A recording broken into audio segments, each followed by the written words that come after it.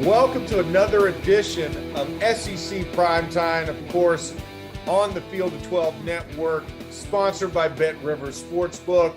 And Clint, first off, how are you doing? How did everything happen with Hurricane Nicholas? Is everybody safe? How's the town of Houston doing?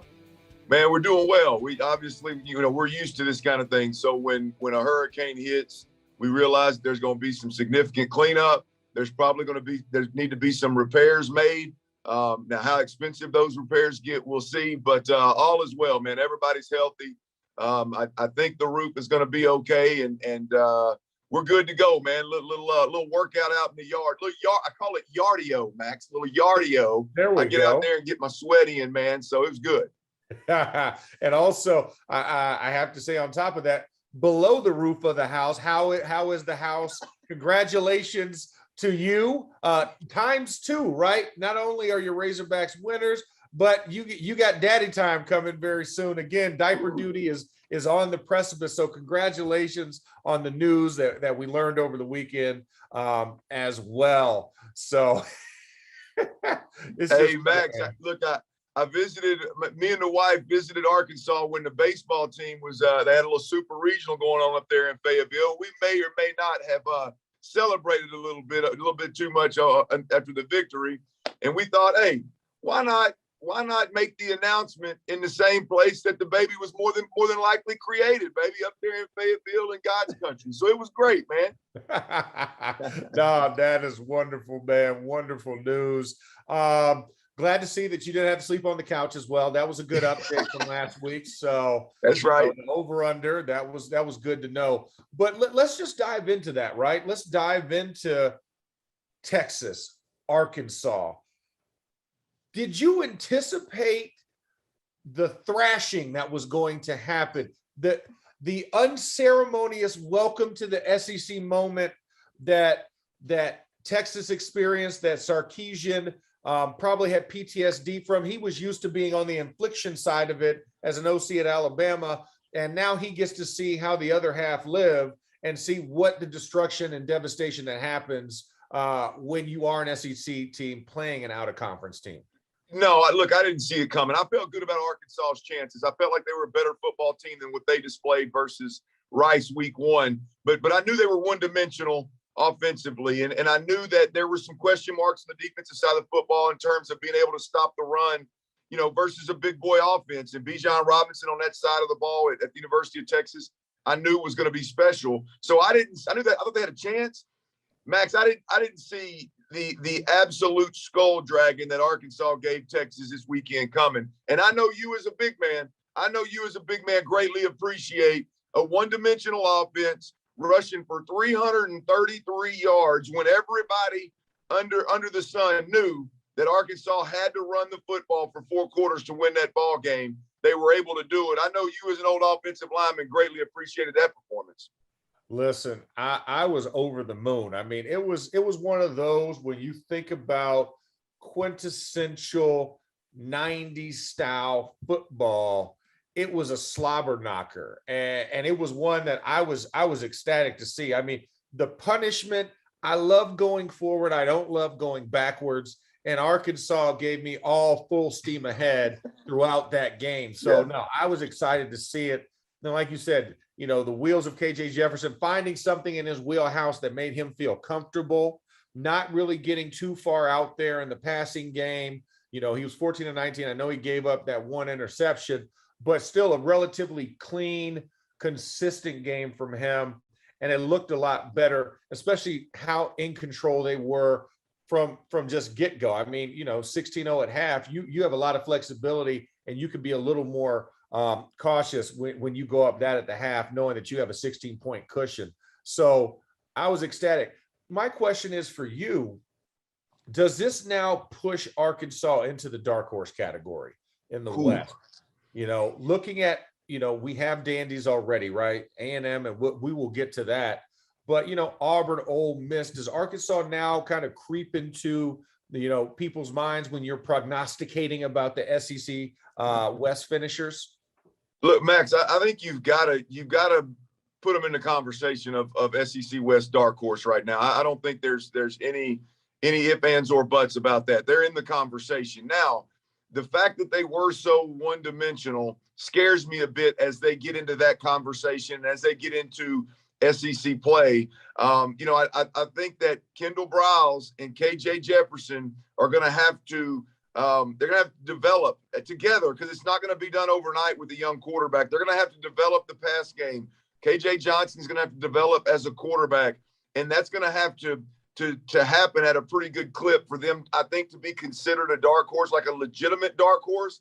But when you can run the football and play great defense like that, I think you can win a lot of football games. Arkansas can get to a bowl game that way. They can upset some teams in the fourth quarter that way. I'm not quite ready yet, Max, to put them in the dark horse conversation, although I was extremely impressed. I think it's going to have to take quite a bit more out of the quarterback and ultimately the play caller in the pass game in order for them to be truly in that conversation with what I believe right now is Ole Miss.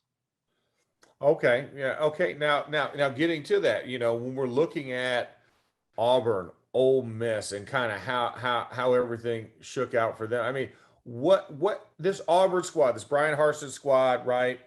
And having Mike Bobo there. I mean, what do you make of them? And of course, how well they did over the weekend. I mean, I think that's something that I'm waiting to see. I mean, it was Alabama State, right? I mean, and they just absolutely hung the entire house on top of them, 62-0. But is there anything you can glean watching that film as far as Bo Nix, Tank Bigsby, that defense? Like, how do they stack up? How are you seeing this squad develop? Well, Max, I think it's similar to Arkansas, right? When you talk about Auburn, is they're in the conversation, but for me, look, it's so run heavy. You couple how run heavy they've been, which it's awfully beautiful, right? You couple that with the fact that they haven't played anybody, and it's hard for me to elevate them above Ole Miss right now. But I'm still sticking to my guns on Bo Nix. I think Bo Nix is a good player. I think he's a good quarterback. Is he a quarterback that can take that program to a whole nother level? Literally in 3 or 4 games this year, the quarterback at Auburn is going to have to put the program on his back and make a drive with his arm and not with his legs, and maybe even make more than one touchdown scoring drive to win those games or be in those games in the fourth quarter. And I've not seen anything that convinces me yet that Bo Nix is that guy. They can clearly run it. I love Derek Mason on the defensive side of the football as a defensive coordinator. I love what they're doing. I think it's real. But, again, does it elevate them above Ole Miss? I can't quite get there yet, Max. Okay, well, we see Ole Miss is still the front runner. Texas A&M, that's in and of itself.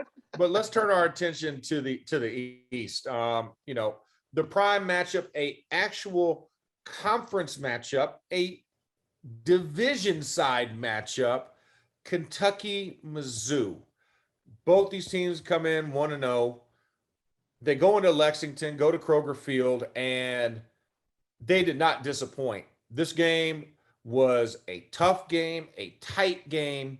We both kind of felt Kentucky was a team that was going to possibly pull it out, but Mizzou could have done it. You got Will Levis versus Connor Bazelak, and I can't say it was nothing short of fantastic, especially at the end of that game, how it finished out with Kentucky taking the go-ahead touchdown. How do you see this playing for the complexion of the East with both these teams, and now Kentucky kind of having the inside leg with the victory over Mizzou? Well, Kentucky was my dark horse pick out of the East, from the jump. I love Mark Stoops. I just love what he brings to the table. I think that they're going to do the simple things savagely well. They're going to play pretty good defense as well as they can at Kentucky, and I think they're going to have a chance to win a lot of football games.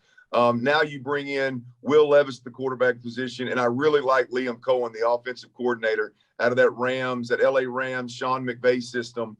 And I like those guys from the jump, right? And since that conversation that we had, Max, Will Levis went out and threw for 400 in the first game against ULM, which it's ULM. Okay, it's Kentucky ULM. You should have a good game. But it's a young quarterback, inexperienced quarterback, puts up 400. I don't care if he's doing that on air. That's impressive, right?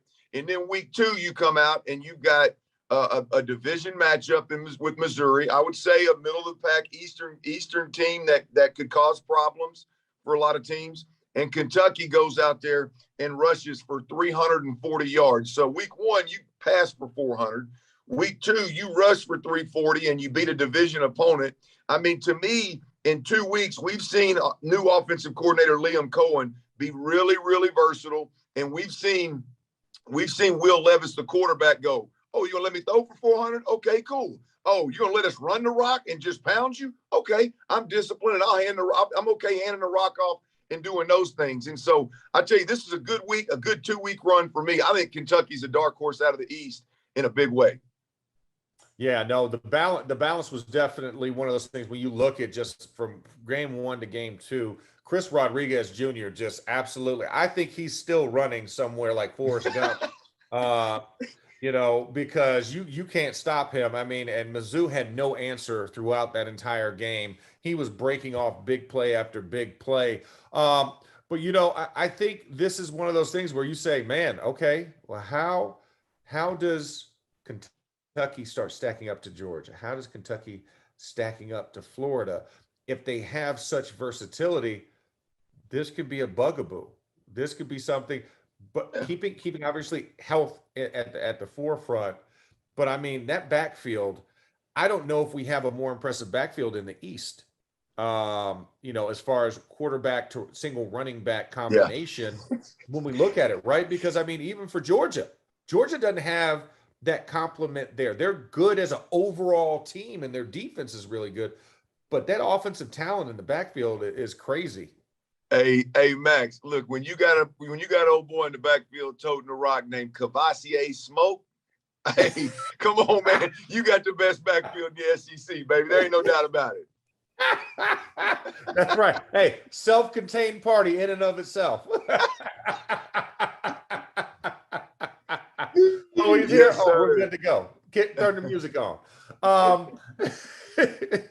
Before we move on to Texas A&M and talking about their chances through the season, let me tell you guys a little bit about our partners over at BetRivers Sportsbook.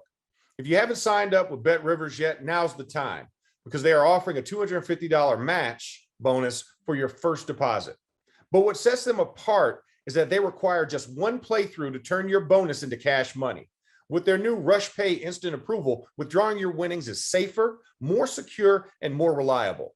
With football season kicking off, get in on the action by going to betrivers.com today or by downloading the BetRivers iOS app. Must be 21 years or older. Gambling problem? Call 1-800-GAMBLER. Let's start turning the page. Let's look at A&M. Is A&M this national championship darling that we had in the preseason? Haynes King is down. You're now with Kyle Lozado. They struggled to get things going offensively, but yet they still came out with a victory against Colorado in and of the end. It was 10-7.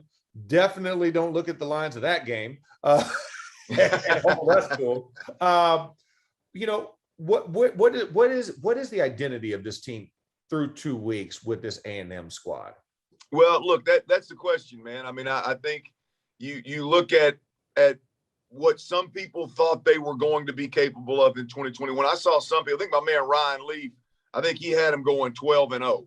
I mean, I think, and he's not the only one now. I saw a lot of people, a lot of national analysts having A&M going 12-0 and making a run at the national title and all this job. And I just never was on that bandwagon. I think when you're replacing 4 offensive linemen and a quarterback in this division of the SEC, I think it is a tall task to go 12-0. I think it's a tall task to go 10-2, to be completely honest with you, even though their schedule is fairly simple, relatively speaking. And I think that thought, which you and I both had, I think preseason, has proven to be true throughout the season. They played pretty decent on defense the first game, really good this last week against Colorado. And what's happened? Their offense has sputtered. Their athletic quarterback that likes to run around off schedule, guess what? Injuries have. There's a lot of risk outside that pocket in the SEC and the SEC West, partner. And so he goes down with a with an injury. Now, I'll say this though, Max. I've talked to a lot of people. I'm here in Houston. I've talked to a lot of people about Zach Calzada. Try to say that fast 3 times. Zach Calzada. I know. I got it wrong initially. So. Well, I was gonna let that one ride. You're bigger than me, Chief. But look, I've talked to a lot of people that this competition was neck and neck now in Alabama at A&M, and one of the reasons they went with the young fella in Haynes King is that he was more athletic, and they were having to replace all those offensive linemen up front. Felt like he'd have to use his athletic ability to move around and extend plays and ultimately produce on offense. Well, this Zach Calzada kid's a little bit more of a pocket passer, so that protection may be a little bit of a problem. But when you talk about them being able to stretch the field and make certain throws on time, in rhythm, accurately, I think this Zach Calzada, based off of what the people that I've talked to that are really plugged in up there, this kid gives them more of an opportunity to rip it down the field and to have a little bit more prolific passing game from the pocket, if you will. So I don't think they're a national contender, to be honest with you, national championship contender.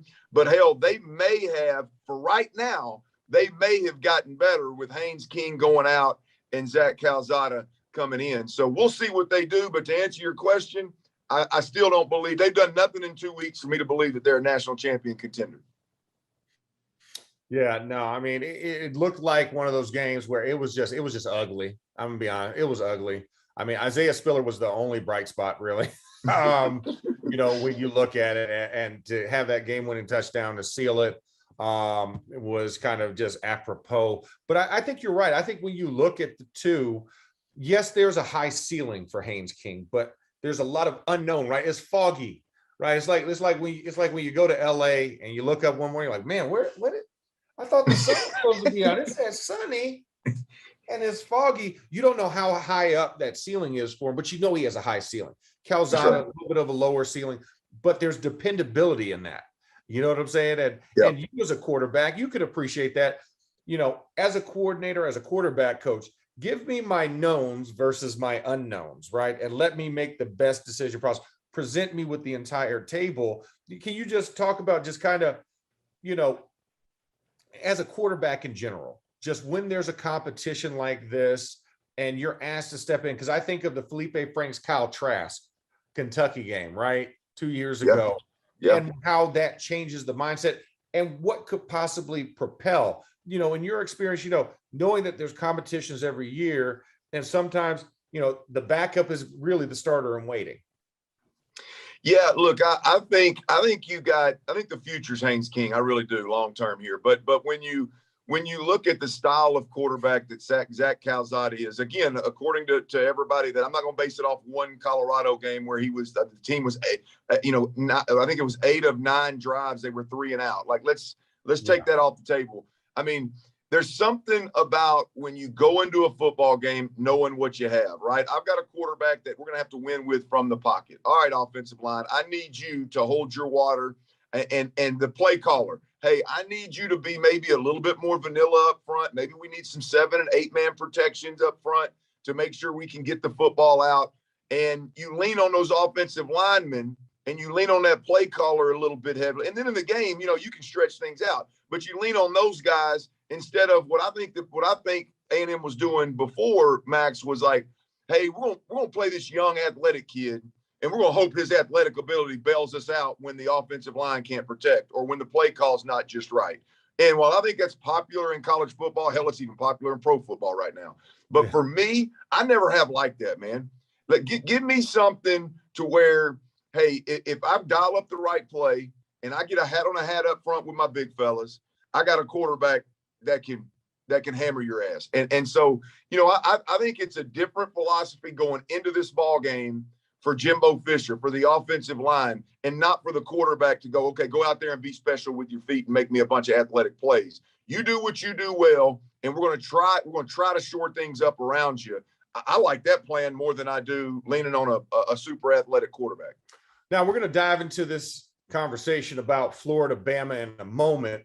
But I just wanted to let you guys know about the Field of 12 Media, a brand new podcast and digital media network covering college football by the people that know it best. Brought to you by Shoot Your Shot Productions, the folks behind the Field of 68. The Field of 12 gives you insight into the game we all love by the people that have lived it. Trevor Knight and Bryce Petty covering the Big 12. Joshua Perry and Christian Hackenberg are covering the Big 10. Yogi Roth and Ted Robinson own the Pac-12. We have Harry Douglas and Cody Sensabaugh on the ACC side of things. And of course, we'll be here every week to be your go-to source on the SEC. Check the links below to find the rest of our shows. The Field of 12, where college football happens. So now with this last topic is, of course, where we're at. The game of the week, the matchup of the week. Come on. Bama going down to the swamp, to my home, my place, the forge that I was birthed out of as a football player, against my Florida Gators. This is that primetime matchup, this afternoon kick. This is getting the eyes and the ears. That there's a quandary down there. There's Emory Jones, Anthony Richardson debate, right? And it's not too similar from the debate that we're having, with Texas A&M and kind of what they went through with the quarterback transition. Hell, everybody's still figuring out who their quarterback is. The only person that really knows, is Ole Miss, right? Matt Corral. There's nobody there on that roster that's going to compete with Matt Corral. That's right. And of course, Bryce Young is the blessed and forsaken baptized child of Saban right now at quarterback. But Florida has a unique situation. Emory Jones, he's solid, he's steady, he's been there. There's a loyalty issue, I think, with Dan Mullen. But Anthony Richardson, for a second week in a row, is what every Looney Tunes cartoon that we watched with Wile E. Coyote and Roadrunner. He's Acme Dynamite, and he's explosive. Every time he touches the ball, you don't know what's going to happen. And the kid averaged 65 yards a play, I think, at one point in that USF game. Every time he touched the ball, it was going to be 65 yards worth of offense. So if you're Florida looking at Alabama, what can you hopefully do to withstand the tide, literally and figuratively? Yeah, look, man, I need some help, Max. I need you to help me, man. You're the Gator down there. Look, I'm a Dan Mullen guy, one of the best quarterback developers in the game, great play caller. Great head coach for all intents and purposes. Everything we've seen, we have no reason to believe otherwise. But this one here, man, for me is this is a decision that could ruin the season for Florida ultimately, in my opinion. Right? You're talking about a guy that in Anthony Richardson, who has 11 carries for 275 yards. You heard me, 275 yards on 11 carries. He's got a 73-yard touchdown run, an 80-yard touchdown run. And I don't give a damn that he is completing less than 50% of his balls. My man's got a whip that will shock you, that will blow your mind when you see him rip the football. And here's the deal. When I watch the two guys play, Max, and this is just cut and dry, black and white truth of the matter, I know they're both athletic dual threat quarterbacks. But when I see Emory Jones, he blends in with their opponents in the two games that I've seen so far. Like, it doesn't just jump off the screen of like, whoa, that right there plays against the big boys in the SEC. Right? The arm and the running. When I see Anthony Richardson, I go, that right there, that might play against Alabama. That right there might play against Georgia's speed on defense. And I'm talking about his legs and his arms. So for me, this is a cut and dry. Anthony Richardson gives you a chance to win the SEC. And the other kid, you want to be loyal to him, Emory Jones, he may or may not be able to make some plays. Now, I ain't done yet, Max. I told you I wasn't going to be long-winded, but I'm going to keep on going here. The turnovers, Max, man. Emory Jones has turned that thing over, I believe, 4 times. And my man, Anthony Richardson, he ain't turned it over a lick now. This decision for me with Dan Mullen deciding to go into Emory Jones, at least right now going to Emory Jones, man, I just can't get behind it, and I can't in no way, shape, or form understand it. I need you to help me out with this one, man. I mean, week one, I can justify, right? I can see the mindset, but now that we have two games, two interceptions per game for Emory Jones, the decision making is slower. The explosiveness is there. He's leading the team in passing, but he's second on the team in rushing.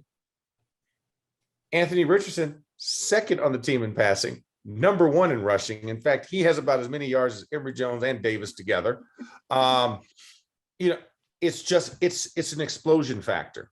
It's an intrigue. It's a concentration and having to focus on something else. And if you can get the opponent thinking, oh my gosh, okay, we got to plan for this kid, Anthony Richardson, but we also have to plan for Emory Jones as well.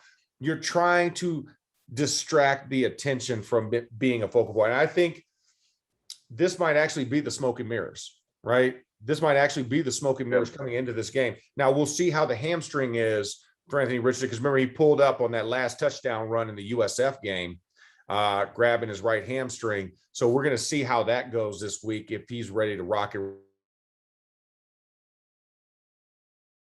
Him to start Anthony Richardson in this game just to mess up Alabama's mindset, just to give them something like, oh, shoot. Okay, we got to go to game plan 2 and try and take advantage of that change up.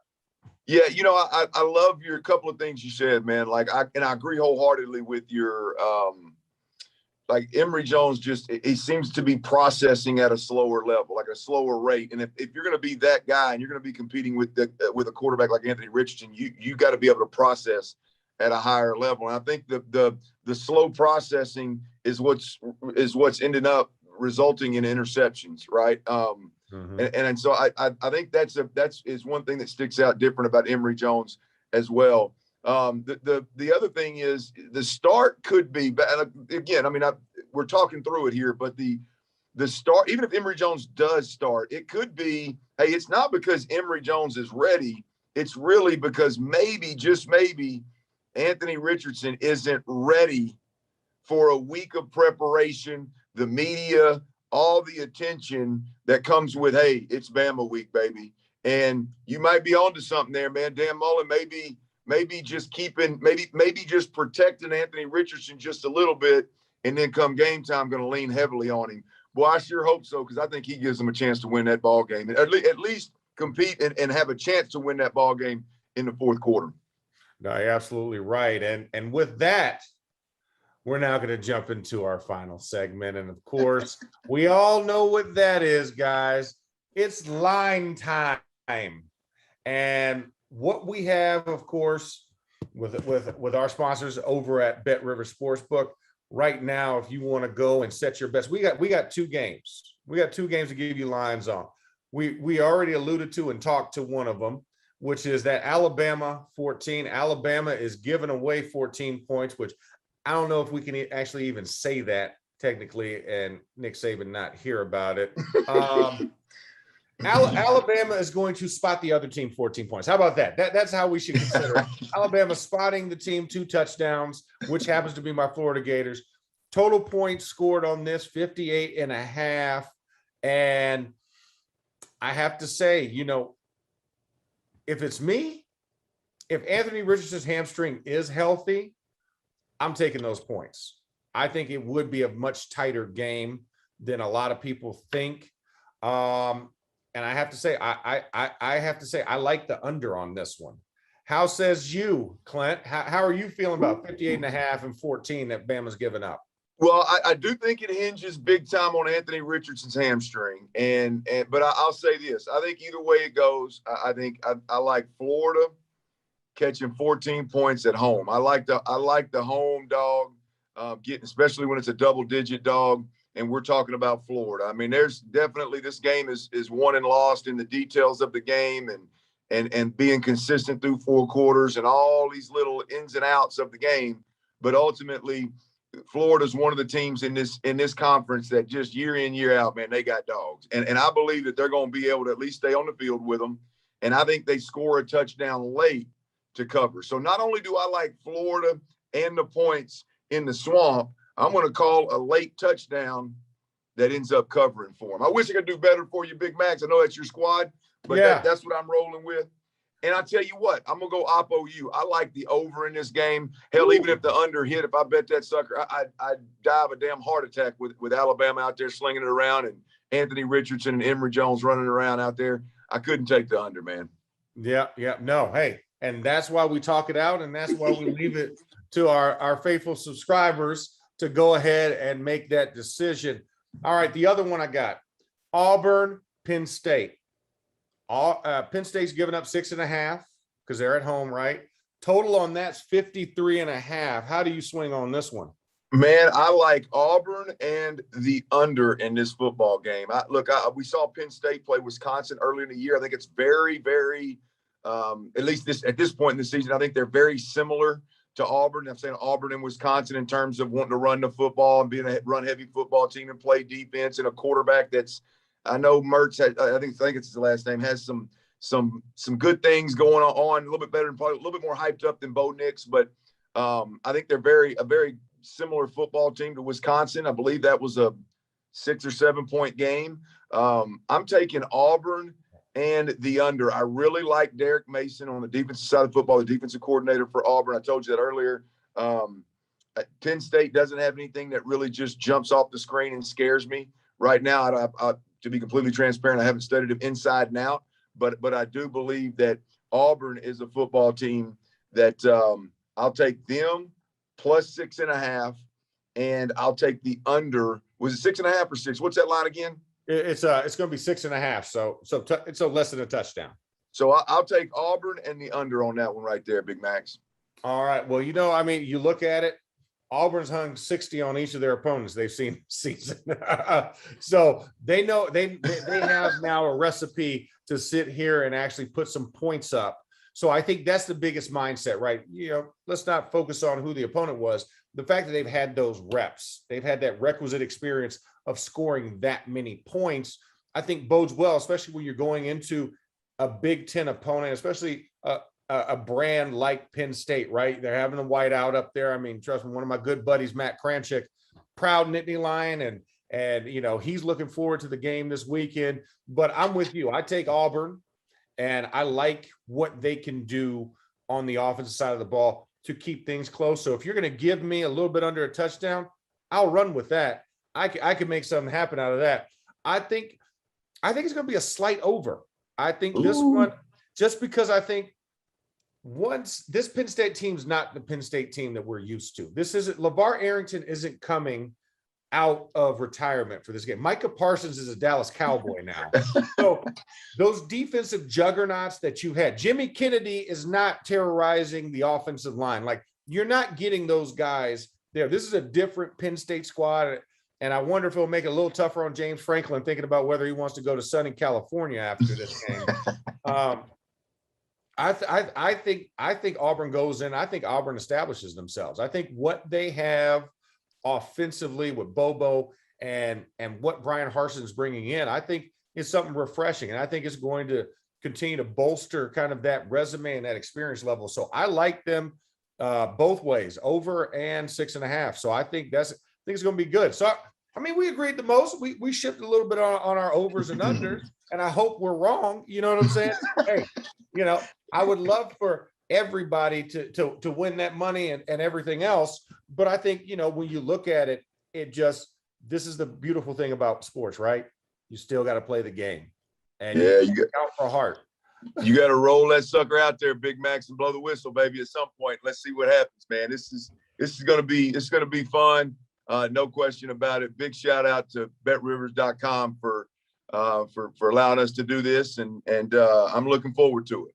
Yeah, no, I am as well. All right. Prayers and thoughts to our families that are affected by Hurricane Nicholas, and still those dealing with the after effects of Hurricane Ida.